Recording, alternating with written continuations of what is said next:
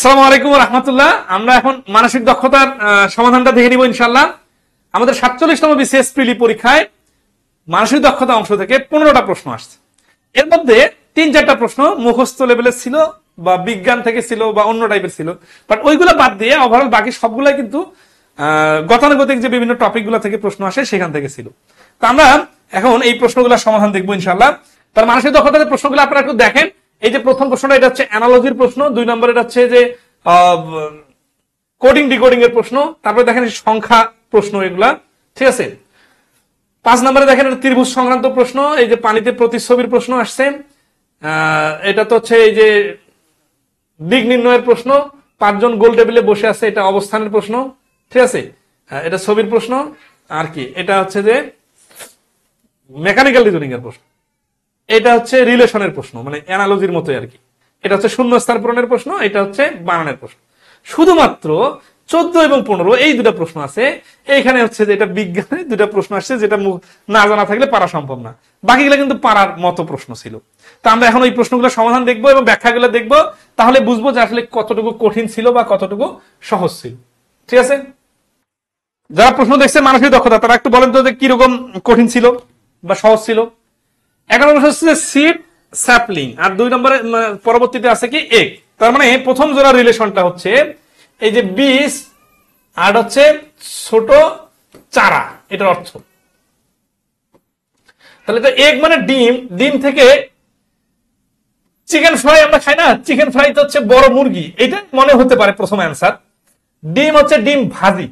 আচ্ছা, এটা হচ্ছে কিন্তু দেখেন এই শীত থেকে পরবর্তী তাদের বংশানুক্রম মানে গ্রোথটা বোঝাচ্ছে, শীত থেকে কিভাবে জীবন প্রণালী বহমান হয়।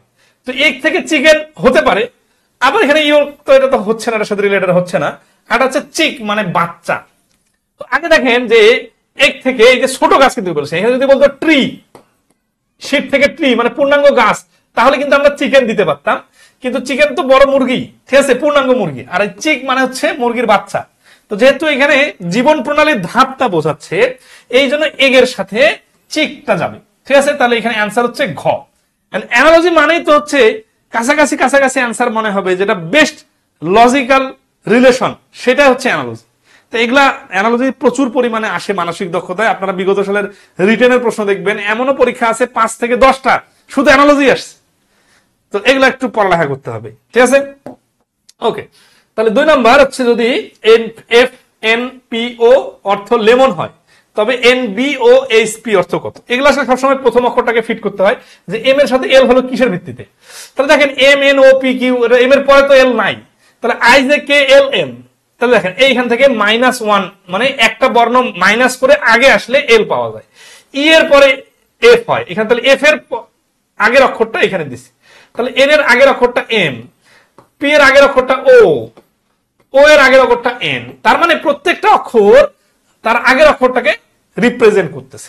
তাহলে এখানে এন এর আগের অক্ষরটা কত, এম। এই অপশনের মধ্যে কোথাও এম নাই, শুধুমাত্র ক তে আছে। এইটা 100% অ্যান্সার, বাকিগুলার টেস্টও করা লাগবে না, বুঝতে পারছেন। আচ্ছা, তাহলে এটাও কিন্তু খুব কঠিন ছিল না। 3 নম্বর প্রশ্নটা দেখেন, এই প্রশ্নটা এই যে 37তম বিসিএস প্রিলির মানসিক দক্ষতা আসছে, আবার বাপেক্স এর অফিসারে আসছিল। আচ্ছা, তাহলে এটা বিগত সালের প্রশ্ন।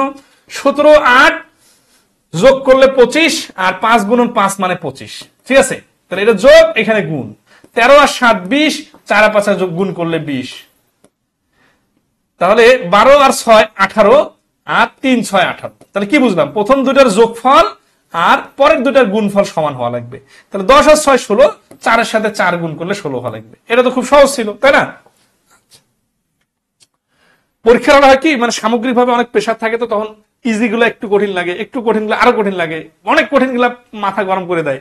এই জন্য সামগ্রিকভাবে মনে হয় সবগুলাই কঠিন, কিন্তু এইখান থেকে বাছাই করে করে কোনটা বেশি কঠিন পারা যাবে না, বাদ দিতে হবে, এটা খুবই ইম্পর্টেন্ট একটা ইস্যু। তো 4 নম্বর প্রশ্নটা দেখেন, এই প্রশ্নটা আমি দেখাবো আমাদের মেন্টাল অ্যাবিলিটি বইয়ে। একেবারে শুধু জাস্ট ডিজিট 2-1টা পরিবর্তন করা ছাড়া সম্পূর্ণ একই লজিকে হুবহু আছে। আমরা ইন্ডিয়া বিক্স ওয়েবসাইট থেকে কপি করে দিয়েছিলাম প্রশ্নগুলা, অনেকগুলো ওয়েবসাইটে এরকম প্রশ্ন প্রচুর পাওয়া যায়, সেখান থেকে আসছে। তাহলে এখানে 18 12 20, এখানে 5, তাহলে 18 12 30 আর 20 মিলে হচ্ছে 50, সবগুলো যোগ করলে 50, একে 10 দ্বারা ভাগ করলে 5। 16 14 30, 30 30 60, 60 কে 6 দ্বারা 10 দ্বারা ভাগ করলে 6। আপনারা হয়তো অনেকে বলতে পারেন যে এই সঠিক চিন্তাটাই তো সবার শুরুতে মাথায় আসবে না। ওকে নাইস, কিন্তু আপনি একটু সংখ্যাগুলো দেখলে বুঝবেন 18 আর 60 মিলে 25, 18 আর 27 মিলে 45, আর এই 45 মিলে 90। দেন সবগুলোতে কিন্তু দেখেন যোগফলগুলো শূন্যওয়ালা সংখ্যা আসছে, এবং নিচে আবার ওই শূন্যওয়ালা সংখ্যার শূন্য বাদ দিয়ে হিসাব হচ্ছে, তার মানে 10 দিয়ে ভাগ করা হচ্ছে। তাহলে এইখানে 90 কে 10 দ্বারা ভাগ করলে হবে 9। ঠিক আছে, তাহলে 4 নম্বর প্রশ্নের অ্যান্সার হচ্ছে গ 9। কি ক্লিয়ার কিনা বলেন? 5 নাম্বার, এটা তো খুব ফেমাস একটা প্রশ্ন।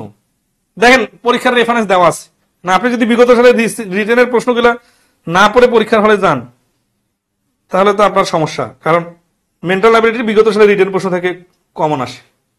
তাহলে 5 নম্বরে হচ্ছে কি, প্রদত্ত চিত্রে ত্রিভুজের সংখ্যা নির্ণয় করুন। এই যখন ত্রিভুজের 3 পাশ থেকে যদি থাকে মানে সরলরেখা এবং মানে এটা হচ্ছে বলে মধ্যমা, তাহলে যেটা হয় সূত্রের জন্য একটা 2 নিতে হয় এবং যতটা সরলরেখা ক্রস করে ততটা 2 গুণ করতে হয়। তাহলে 3টা সরলরেখা ক্রস করেছে, 3টা 2 গুণ সমান সমান হচ্ছে 16। এই সূত্র মনে নাও থাকতে পারে, ভেঙে ভেঙে করতে পারেন, এই ক্ষেত্রে আপনাদেরকে 8 করতে হবে আলাদা হবে।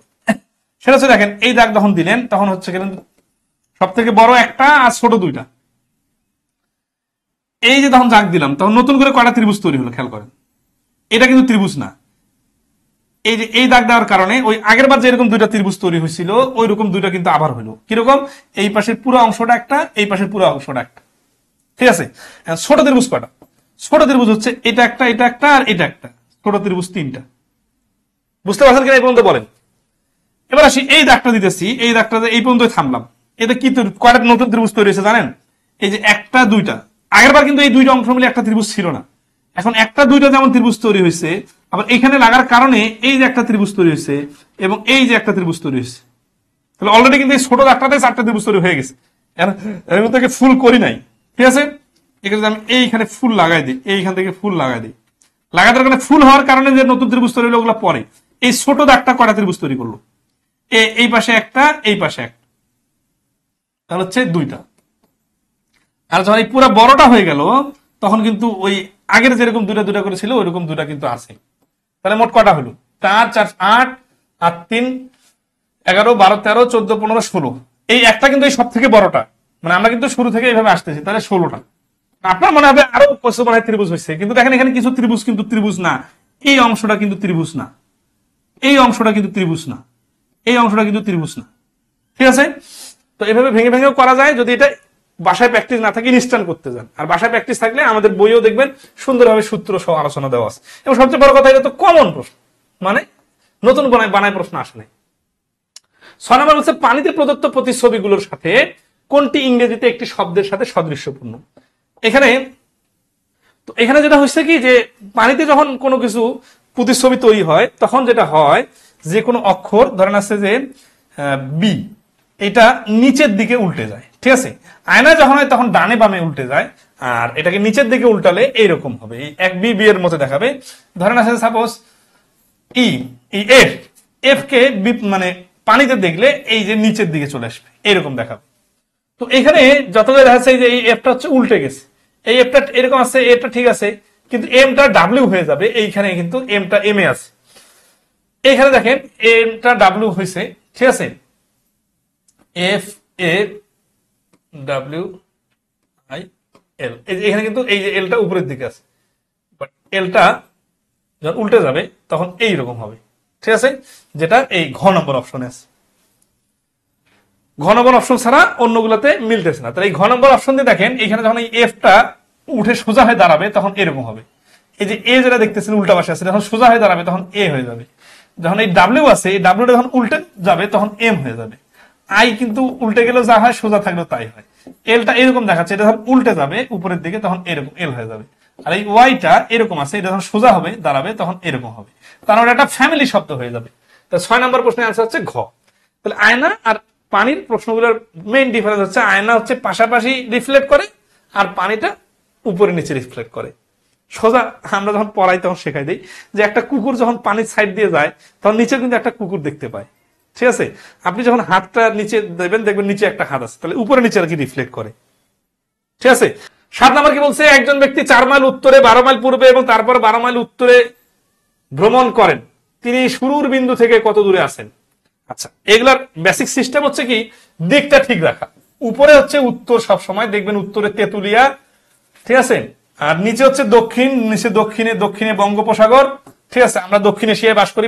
বিশ্ব মানচিত্র যদি দেখেন, ডানে হচ্ছে পূর্ব আর বামে হচ্ছে পশ্চিম, এই দিকটা ঠিক করে নিয়ে ক্যালকুলেশন করতে হবে। একজন ব্যক্তি 4 মাইল উত্তরে, মানে উপরের দিকে 4 মাইল গেল, ঠিক আছে, এইটা বেসিক জিনিস। এখন আসি 12 মাইল পূর্বে। এই 12 মাইল পূর্বে মানে উপর থেকে 12 মাইল পূর্বে মানে ডানে যাবে, ঠিক আছে, এটা হচ্ছে 12 মাইল। একটু বড় করে দিবেন, 4 থেকে যেন বড় হয়। তারপর 12 মাইল উত্তরে গেল, তারপর আবার 12 মাইল উত্তরে মানে উপরের দিকে। এই দিকটা যদি ঠিক থাকে তাহলে এইখানে ঠিক হবে। এটা যদি উল্টাপাল্টা হয় তাহলে আপনি পড়ালেখা করেন, ঠিক আছে। তাহলে এইখানে হচ্ছে 12। এখন কি বলতেছে, বলতেছে যে তিনি শুরুর বিন্দু থেকে কত দূরে আছেন, তাহলে এইখান থেকে এইখানে কত দূর। তাহলে আমরা স্ট্রেট টানি, নর্মালি এগুলো কিন্তু স্ট্রেট টানা বোঝায়। এখন আপনি যদি বলেন 4, 12, 16 আর 12, 28 এরকম হইতে পারে না, এরকম নর্মালি প্রশ্ন হয় না। আপনি শত শত প্রশ্ন প্রিভিয়াস দেখেন যে স্ট্রেটটাই বোঝায়। এখন হয়তো সোজাসুজি কত দূরত্বে আছে এটা এখানে উল্লেখ করে নাই, বাট মাথা কাটাইতে হবে, কারণ দিক নির্ণয়ের প্রশ্ন স্ট্রেটে চাই, যত প্রশ্ন পরীক্ষা আসছে।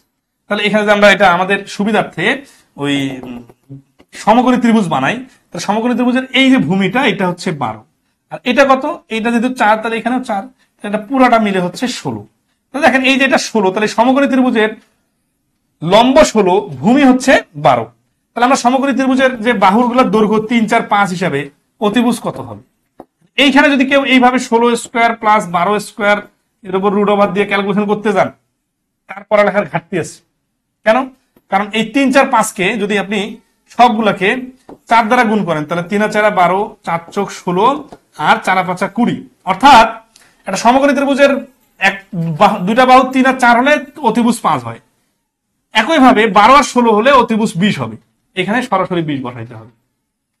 কেউ যদি এইভাবে ডাইরেক্ট না পারেন, এইভাবে যদি পিথাগোরাসের সূত্র দেখাইতে যান, তাহলে আপনার পিথাগোরাস করা লাগবে না। আপনি আগে আমাদের মেন্টাল অ্যাবিলিটি বইটা পড়েন, যে কিভাবে দ্রুত পরীক্ষার হলে অ্যান্সার দিতে হয় এই রেশিওর মাধ্যমে, ঠিক আছে।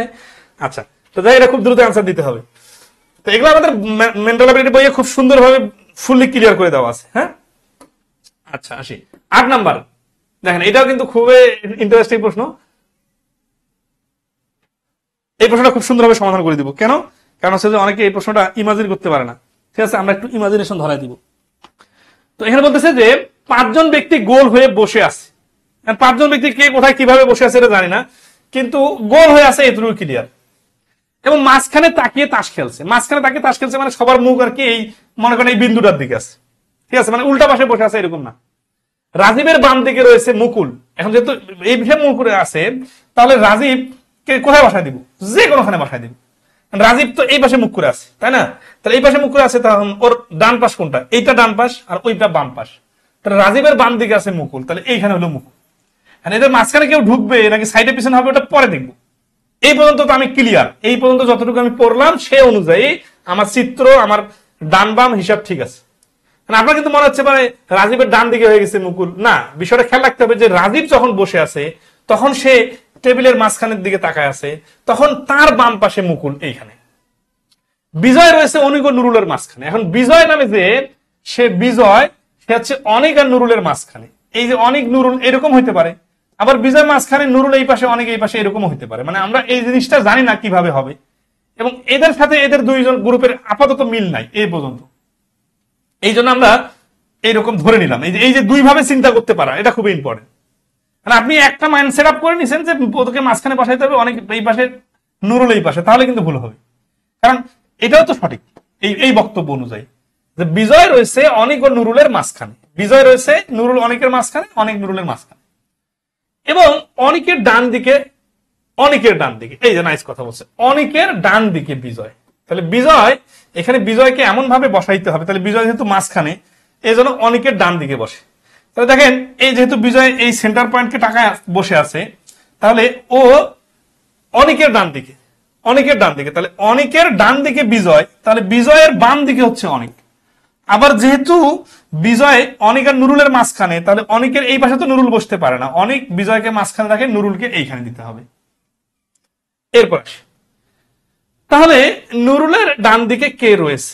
এই যে নুরুল, এর বাম দিকে চলে গেছে বিজয়, তাহলে নুরুলের ডান দিকে চলে যাবে মুকুল। এই যে গ হচ্ছে অ্যান্সার। যা শুধু চিত্রটা ইমাজিন করতে পারলে দ্রুত পারা যাবে। ঠিক আছে। 9 নম্বর কি বলছে, নিচের ছবিগুলোর পাশের প্রশ্নবোধক চিহ্নের স্থানে কোন বিকল্পটি বসবে। এখানে কয়েকটা সুন্দর জিনিস দেওয়া আছে চিত্র, এটা ডিগ্রি আকারে চিন্তা করতে হয়। ধরেন আছে যে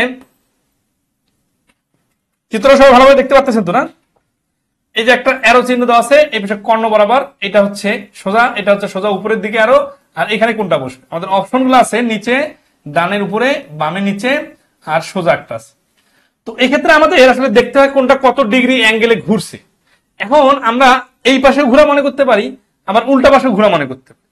তো আমরা দেখেন যখন দেখতেছি যে এই পাশ থেকে এইখানে হলো, তখন কত হলো, এখান থেকে যদি এখানে আসতো তাহলে 90 ডিগ্রি, আর এই পাশে আসার কারণে এটা হচ্ছে কি এই পর্যন্ত, এটা প্রথমটা ঘুরছে 135 ডিগ্রি ঘড়ির কাঁটার দিকে, এবং পরবর্তীতে এটা যখন উল্টে গেছে তখন এইখানে কিন্তু ঘুরছে 180 ডিগ্রি, মানে এই অংশটা। তাহলে আমরা দেখছি 135 ডিগ্রি 180 ডিগ্রি নর্মালি, তারপরে 225 ডিগ্রি মানে 45 ডিগ্রি বাড়তে পারে। আবার এমনও হইতে পারে যে পরেরটা 135 ডিগ্রি হতে পারে। কেন? কারণ এটা আসলে অপশনের উপর নির্ভর করবে।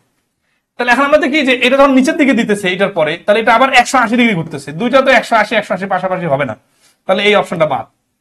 এই যে উপরের দিকে যখন দেখতেছি, তাহলে এটা যখন উপরের দিকে হচ্ছে তখন 45 ডিগ্রি হচ্ছে, মানে এইখানে যদি ঘুরে তাহলে এইটাকে আমরা যদি সোজা বানাই তাহলে এখানে মাত্র 45 ডিগ্রি হচ্ছে, যেটা এইটার সাথে এই দুটা সিকোয়েন্সের সাথে কোনো সেন্স তৈরি করতেছে না, এটাও বাদ। এইখানে যদি নেই তাহলে কি হচ্ছে যে এইটা এখান থেকে এই পাশে 45 আবার 90, তার মানে টোটাল 135 ডিগ্রি। এইটা হতে পারে আর নাও হতে পারে, আমরা একটু দেখি। তারপরে দেখা আছে যে এই শেষেরটা কি আছে, সোজা আছে, তার মানে এই পাশ থেকে শুরু করে ডানে চলে গেছে, তার মানে হচ্ছে কত 90 ডিগ্রি ঘুরছে। তো 90 ডিগ্রিটা এই সিকোয়েন্সের সাথে কোনো সেন্স তৈরি করতেছে না, তার মানে এটা বেস্ট সেন্স তৈরি করতেছে 135 ডিগ্রি। এই জন্য এটা অ্যান্সার হচ্ছে এই 3 নাম্বারটা, এবং 3 নাম্বারটা অপশনের মধ্যে গতে আছে।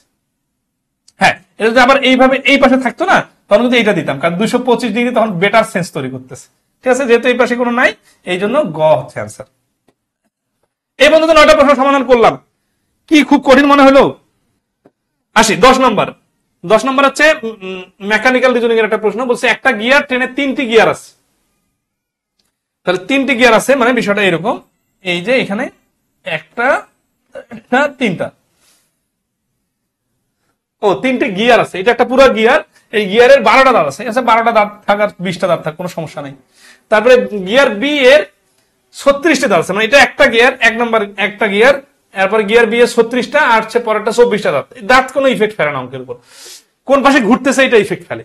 তাহলে যদি গিয়ার এ কে ঘড়ির কাঁটার দিকে ঘোরানো যায়, ঘড়ির কাঁটার দিকে মানে এই যে এই পাশে, ঠিক আছে, ঘড়ির কাঁটা যেভাবে ঘুরে, তাহলে এটা হচ্ছে এ, আর পরবর্তীটা হচ্ছে বি। তাহলে এর আমরা কিছু দাঁত তৈরি করি এইরকম, আচ্ছা খাস কাটা, আর বি তে হচ্ছে এরকম, এইখানে কিন্তু লাগবে আর কি। হ্যাঁ, দুটা। তাহলে এর পরে এটা হচ্ছে বি, আর পরবর্তীতে এটা হচ্ছে সি, এবং এটা এরকম মানে দাগ আছে। তাহলে এটাকে আমরা যখন ঘড়ির কাঁটার দিকে ঘুরাবো এইভাবে, তখন এটা ঘুরানোর কারণে এই দাঁতগুলা যে ওকে ধাক্কা লাগবে, ও আবার এই ঘড়ির কাঁটার বিপরীত পাশে এই পাশে ঘুরবে। এই পাশে যখন এ ঘুরতেছে, এ ঘুরে যে ওকে যখন টাচ করতেছে তখন এই পাশ থেকে ধাক্কা দিতেছে, এই পাশ থেকে ধাক্কা দিলে এ তখন আবার এই ঘড়ির কাঁটার দিকে ঘুরবে। তাহলে এখন উত্তর কি চাইছে? উত্তর চাইছে যে যদি গিয়ার এ কে ঘড়ির কাঁটার যেদিকে ঘুরে সেদিকে ঘোরানো হয়, তাহলে গিয়ার সি কোন দিকে ঘুরবে? গিয়ার সিও ঘড়ির কাঁটার দিকেই ঘুরবে। ক হচ্ছে আনসার। কারণ দেখেন এ যখন এই ঘড়ির কাঁটার দিকে ঘুরতেছে তখন ওকে উল্টা পাশে ঘোরাচ্ছে বি কে, আর বি যখন উল্টা পাশে ঘুরতেছে তখন সি কে যে আবার ঘড়ির কাঁটার দিকেই ঘোরাচ্ছে। এগুলো খুব বেসিক সেন্সের জিনিস। 11 নম্বর আসে। এ যদি বি এর সাথে খাপ খায়, এ বি এর সাথে কিসের ভিত্তিতে খাপ খায়? এ বি এর প্রতিবেশী, পাশাপাশি, দুটা জিনিস কাছাকাছি। সি ডি এর সাথে, তাহলে সি এর ডি এর একটা সম্পর্ক আছে, এ বি এর সম্পর্ক আছে, আবার এ বি সি ডি এর সম্পর্কও কিন্তু কাছাকাছি। তাহলে নিচের কোন জোড়াগুলোর মধ্যে কোন জোড়া যুক্তিযুক্ত ভাবে খাপ খায়? এগুলো খুব কনফিউজিং জিনিস, মানে কাছাকাছি মনে হইতে পারে। তখন যেহেতু অপশন দেওয়া আছে আমরা একটু ভাবি। পাখিকে যেমন দৌড়াতে হয়, মাছকে তেমন সাঁতার কাটতে হয়। এইটা এটার সাথে অ্যাপ্রোপ্রিয়েটলি যাচ্ছে কিনা 100% ক্লিয়ার না। আধারের বিপরীত যেমন উজ্জ্বল, তেমন নীরবতার বিপরীত হলো উচ্চ শব্দ। বিপরীতের কোনো রিলেশন নাই, কারণ এটা পাশাপাশি 4টা জিনিস, এরকম একটা রিলেশন আছে। খাদ্য যেমন খাবারের জন্য, পানি তেমন পান করার জন্য। এইটা কাছাকাছি হচ্ছে কেন দেখেন, খাদ্যের সাথে খাবারের যেমন সম্পর্ক, পানি তেমন পান করার জন্য, মানে খাবারের সাথে পানিরও কাছাকাছি রিলেশন আছে। যেহেতু এটা ধরুন আছে এ বি, এটা সিডি, এবং এ বি এবং সিডির মধ্যে একটা কাছাকাছি রিলেশন আছে। রং যেমন ছায়া যুক্ত হয়, গতি তেমন দ্রুত হয়। রঙের সাথে ছায়া, গতির সাথে দ্রুত, এই দুটো আলাদা জিনিস, মানে এদের মধ্যে ইন্টারনাল রিলেশন নাই। পাখি যেমন দৌড়াতে হয়, মাছকে তেমন সাঁতার কাটতে হয়। এখানে সব থেকে কাছাকাছি হচ্ছে গ নম্বর অপশন। 12 নম্বর কাছে হাত, চোখ ও মস্তিষ্কের কার্যাবলী এতটাই শূন্যস্থান যে শৈশবকালের প্রথম দিকে হাতের ব্যবহার সম্পূর্ণ বিকাশকে ত্বরান্বিত করে সাহায্য করে। এটা পুরো আপনাদের বাংলা, সাধারণ জ্ঞান বা অন্যান্য সাবজেক্টের নলেজের অ্যাপ্লিকেশন, ঠিক আছে, যে আপনার শব্দের উপর কতটা আছে। তাহলে হাত, চোখ ও মস্তিষ্কের কার্যাবলী এতটাই অপরিবর্তনীয় যে শৈশবকালের প্রথম দিকে হাতের ব্যবহার সম্পূর্ণ বুদ্ধি সম্পর্কিত বিকাশকে ত্বরান্বিত করে। তাহলে অপরিবর্তনীয়ের সাথে বুদ্ধির বিকাশের কিন্তু বিষয়টা আসতেছে না, ঠিক আছে। কারণ কি, অপরিবর্তনশীল মানে হচ্ছে সাইজের কথা আসবে, তা আসলে তো এটা তো পরিবর্তনশীল, ঠিক আছে না। তাহলে এটা তো হচ্ছে না, কারণ হাত, চোখ, মস্তিষ্কের কার্যাবলী তো পরিবর্তন হয়। রহস্যময় মানে জটিলতা মনস্তাত্ত্বিক বিকাশের ত্বরান্বিত করতে সাহায্য করে। তাহলে এটা রহস্যময় হলে ওইটার সাথে মনস্তাত্ত্বিক বিকাশের রিলেশনটা অ্যাপ্রোপ্রিয়েট হচ্ছে না। নিয়ন্ত্রিত, এতটাই নিয়ন্ত্রিত যে শৈশবকালের প্রথম দিকে হাতের ব্যবহার সম্পূর্ণ কিশোর বিকাশকে ত্বরান্বিত করে সাহায্য করে। এটা তো নিয়ন্ত্রিত কথাটা তো এই শব্দগুলোর সাথে যাচ্ছে না। ঘনিষ্ঠভাবে যুক্ত, হ্যাঁ, হাত, চোখ, মস্তিষ্ক, মাথার সাথে চোখের সম্পর্ক, এটা কিন্তু ঘনিষ্ঠভাবে এরা ইন্টারনালি কানেক্টেড। এখন সম্পূর্ণ প্রত্যক্ষণমূলক বিকাশকে ত্বরান্বিত করতে সাহায্য করে। হ্যাঁ, প্রত্যক্ষণ মুক্ত, এই যে ঘনিষ্ঠভাবে যুক্ত, এটা দেখেই এই শব্দটা হয়তো কম জানা, বাট দুইটা রিলেভেন্ট হচ্ছে। এই জন্য 12 নম্বর প্রশ্নের অ্যান্সারটা হচ্ছে ঘ, ঠিক আছে। 13 নম্বর, এটা তো শব্দের অর্থ, শব্দের সাথে রিলেভেন্ট, ঠিক আছে। এই শব্দ আমি নিজেও জানি না, কারণ আমার তো এই শব্দের উপর অত পড়ালেখা নাই। তো যাই হোক, এখানে এই শব্দটার আমি একটু উচ্চারণটা দেখলাম, ঠিক আছে। রেনডেসভাস আর এটা হচ্ছে রনডেসভাস, রেনডেভাস, এটা হচ্ছে এই যে জেডটা উচ্চারণ হয় না, ঠিক আছে। রেনডেভাস এইরকম একটা উচ্চারণ, এটার অর্থ দেওয়া আছে নিয়ন্ত্রিত, ঠিক আছে। মিলন মেলা, সরি, অর্থ হচ্ছে মিলন বেলা বা নির্দিষ্ট মিলন স্থান। 13 নম্বর প্রশ্নের অ্যান্সার হচ্ছে খ। এটা যারা ইংলিশে ভালো দখল আছে তাদের কাজ। তো এইটাও কিন্তু একেবারে না পারার মতো বিষয় না, এটা আসলে আপনার শব্দের উপর। এই যে 13 নম্বর প্রশ্ন পর্যন্ত কমন আনকমন এটা ইস্যু না, ইস্যু হচ্ছে এগুলো পারার মতো। 14 নম্বর, যখন দুটি বস্তুর সংঘর্ষ হয় এবং তারা একসাথে লেগে থাকে তখন তাকে কোন ধরনের সংঘর্ষ বলে। এই বিষয়গুলো যারা বিজ্ঞানের উপর দখল আছে তাদের উপর, ঠিক আছে। আচ্ছা, তাহলে এই 14 নম্বর প্রশ্নের অ্যান্সার হচ্ছে অস্থিতি স্থাপক সংঘর্ষ, এটা বিজ্ঞানের প্রশ্ন। 15 নম্বর হচ্ছে পৃথিবীর কক্ষপথের উপর বিভিন্ন দুটি বিন্দু থেকে দেখলে কোন ঘটনার কারণে একটি নক্ষত্রের অবস্থানের আপাত পরিবর্তন ঘটে। এটা মানসিক দক্ষতার কোন টপিক দিয়ে এই প্রশ্নটার সমাধানকে কভার করা যায়। অনেকে যে 15তে 15 কমন চান, এটা মানসিক দক্ষতার কোন টপিক আলোচনা করলে এটা আসবে, এই প্রশ্নটা বা এই রকম প্রশ্ন আসবে, এগুলা সবকিছু কভার করা যায় না। এখন সবসময় মাথায় রাখবেন, আপনি আসেন 200 নম্বর পরীক্ষায় আর আপনি 100 বা 110 পেলেই টিকে যাচ্ছেন, তো বাকি 90টা প্রশ্ন বাদ দিবেন কোন সাবজেক্টে? সবগুলো থেকে 2-4-5টা করে প্রশ্ন বাদ দিলে তো সমস্যা নাই।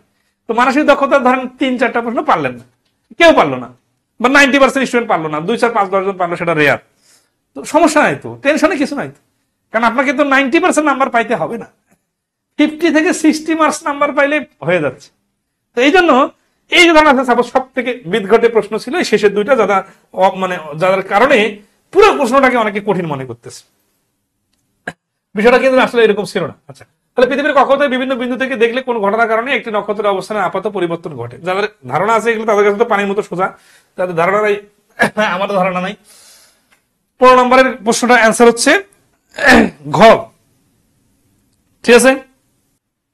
তাহলে আজকে এই পর্যন্তই। ইনশাআল্লাহ আপনারা এই ক্লাসগুলো চাইলে আমাদের ইউটিউব চ্যানেল খায়রুস ম্যাথ ইউটিউব চ্যানেলে যে সুন্দরভাবে ওইখান থেকে দেখে নিতে পারেন। যারা আমাদের চ্যানেলটা এখনো সাবস্ক্রাইব করেন নাই তারা ইউটিউব থেকে অবশ্যই সাবস্ক্রাইব করে নেবেন, ঠিক আছে। ইউটিউবে গেলে আপনারা ধরেন এই যে আমাদের চ্যানেল, এই চ্যানেল হচ্ছে খায়রুস ম্যাথ, 2,47,000 ফলোয়ার। আশা করি আপনারা সবাই সাবস্ক্রাইব করলে এটা 2.5 লাখ হয়ে যাবে। তো এখানে আপনারা আমাদের সমাধানগুলা কিছুক্ষণের মধ্যে পেয়ে যাবেন, ঠিক আছে। যে কোনো প্রশ্ন সমাধানগুলা হলে আমরা এখানে আমাদের প্র্যাকটিস পার্টের সমাধান সহ সবকিছু সুন্দরভাবে দেওয়া আছে। তো অনেকে চ্যানেলটাতে সাবস্ক্রাইব এখনো করেন নাই, এখনই সাবস্ক্রাইব করে নেন। তো ভালো থাকবেন সবাই, আজকে এই পর্যন্তই।